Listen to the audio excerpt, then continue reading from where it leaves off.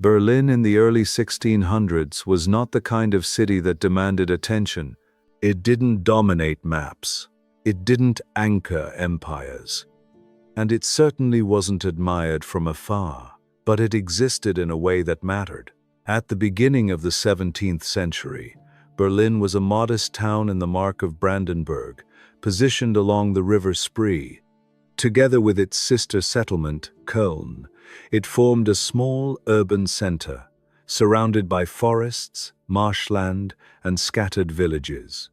Compared to cities like Paris, Amsterdam, or London, Berlin felt restrained, quieter, almost cautious, and yet, something important was unfolding here. By 1600, Berlin was home to roughly 12,000 people. A small population by European standards, but one that carried weight within its region. This was the residence city of the Elector of Brandenburg, a political role that gave Berlin influence far beyond its physical size.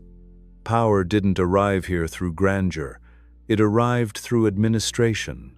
What we know about Berlin in this period comes not from dramatic paintings or sweeping city views, but from records, tax documents, court orders, building permits, military correspondence, church registers, dry, practical sources created by people who were not trying to tell a story. They were managing a town, and yet, when read closely, those fragments reveal a city quietly positioning itself for a different future. The River Spree shaped Berlin's daily life. It wasn't a majestic waterway like the Rhine or the Danube.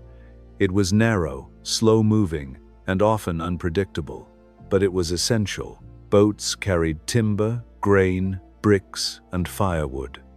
Goods moved in and out steadily, connecting Berlin to surrounding towns and rural estates. The river wasn't impressive, it was useful. That usefulness mattered. Berlin's streets were compact and uneven. Many were still unpaved, turning to mud in wet weather and dust in dry seasons. Timber-framed houses leaned inward. Workshops operated from ground floors. Storage rooms filled courtyards. Work and domestic life blended together without clear separation. This was not a city built to impress visitors. It was built to function. Markets anchored public life. Farmers arrived from nearby villages to sell produce, meat, and grain. Craftsmen offered tools, clothing, and household goods. Information moved just as quickly as merchandise. News of prices, shortages, wars, and politics traveled by word of mouth. Berlin listened carefully to the outside world, because the outside world was becoming dangerous. The early 1600s in Central Europe were marked by growing tension. Religious divisions between Protestant and Catholic states deepened. Alliances shifted, armies mobilized. In 1618, the situation collapsed into what would become the 30 Years' War, one of the most devastating conflicts Europe had ever seen. Berlin did not stand at the center of the fighting, but it could not escape the consequences. As the war spread, Brandenburg suffered immensely. Armies passed through its territory repeatedly. Supplies were seized, villages were burned, populations displaced. Disease followed soldiers wherever they went. Berlin became a place of refuge and of strain. The city absorbed people fleeing violence from the countryside. Housing grew tighter, food became harder to secure, prices rose, fear became part of daily conversation, church sermons reflected anxiety. So did official orders. And still, the city endured. The Elector's court played a central role in Berlin's identity. The Berlin City Palace, though modest compared to later incarnations, served as a hub of authority. Decisions about taxation, military logistics, and administration flowed through its halls. The city's importance lay not in its beauty, but in its function as a governing center. Administration became survival. Berlin's craftsmen adapted quickly. Tailors, blacksmiths, carpenters, and masons found steady work maintaining infrastructure damaged by troop movements. Supplies had to be repaired. Storage expanded. Defensive structures were improved. The city learned how to respond to pressure. Religion shaped daily rhythms. Berlin was predominantly Protestant, aligned with Lutheran tradition.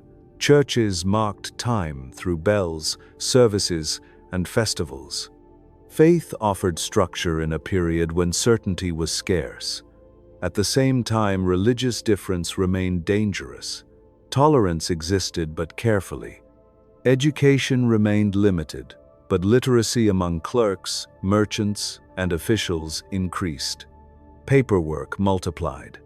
Orders became more detailed. Records more precise. Berlin was learning how to document itself in an unstable world. That documentation mattered later. By the 1640s, the war had drained Brandenburg nearly dry. Entire regions were depopulated. Trade routes collapsed. Recovery felt distant. Berlin survived not because it thrived, but because it adapted. When peace finally came in 1648, the city was exhausted. But it was still standing. The decades that followed marked a slow transformation. The great elector, Frederick William, began rebuilding Brandenburg with deliberate intent. He encouraged immigration. Skilled workers from the Netherlands, France, and other regions were invited to settle. New ideas entered the city quietly. Through technique rather than spectacle, Berlin expanded cautiously. Defensive walls were improved. Urban planning became more intentional. The court grew more organized. The city began shifting from a medieval town toward an early modern administrative center. It was not yet a capital in the grand sense, but it was becoming one. Walking through Berlin today, it is difficult to imagine this earlier version of the city. Modern avenues cut through former marshland. Glass and steel rise where timber houses once stood. The scars of later centuries, industrialization, division, destruction, dominate the skyline. But underneath, older patterns remain. Daily life in 17th century Berlin was shaped less by ambition than by adjustment.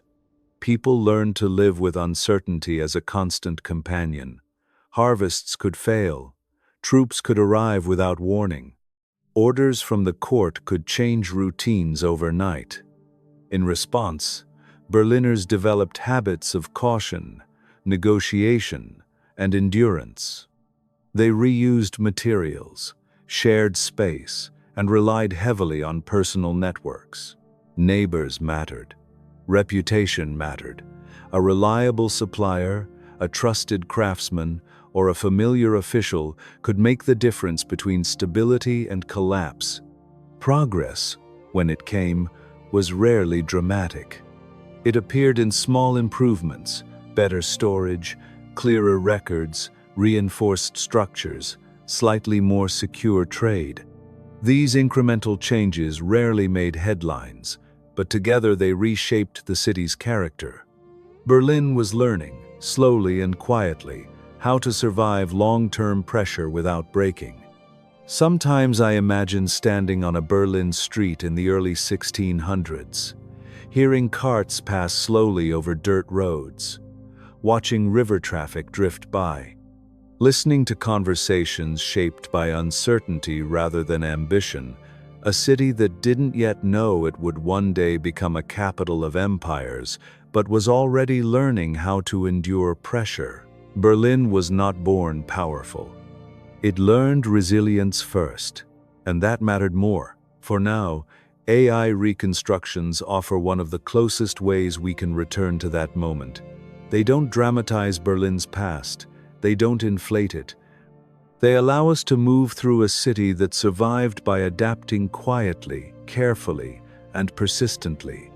If exploring Berlin's early history through this lens meant something to you, supporting the channel by liking the video or subscribing genuinely helps keep this work going. No pressure, just appreciation. And if there's another city, another century, or another overlooked moment you'd like to explore, let me know. I'd be glad to continue.